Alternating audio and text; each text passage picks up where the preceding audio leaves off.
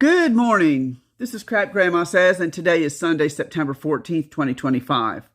As you can tell from my post this week, I've been thinking a lot about the notion of speech, free speech, and what makes speech problematic, and in particular, the nature of stochastic terrorism speech. I was sitting there thinking about that subject, largely because my background in law enforcement sometimes leads me down rabbit trails, and because my nerd brain always needs to be working on something.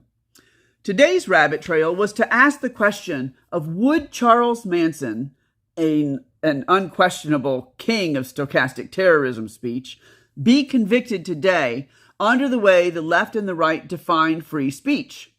So, because I'm old and my memory is fallible, I started asking our interesting little friend AI, whose memory is infallible, questions on the subject. I asked, under the standards of free speech held by the right, and then again I asked the question for the left, would Charles Manson likely be convicted today? And the answer it gave me made me very concerned that we're heading toward Biff World in Back to the Future 2, where anything goes and the mob rules. AI told me that Charles Manson would likely still be convicted under the standards of free speech the left holds today. But here's the irony.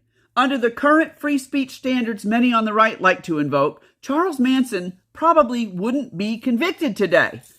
So I asked AI for its reasoning for saying that. And it told me that in recent years, the MAGA right has adopted a speech absolutist pose, that speech is never violence, that words can't hurt you, only actions matter.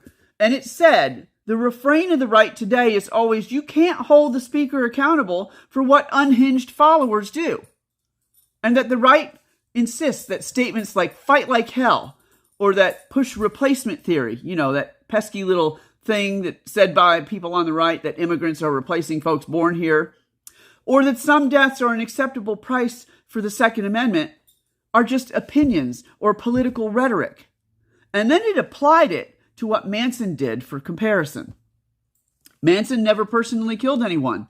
His defense in the 70s was basically, I didn't tell them to kill. They did that all on their own.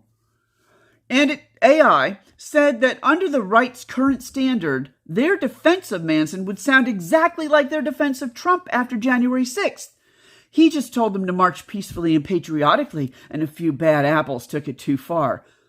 Has he looked at that footage? There was more than a few bad apples.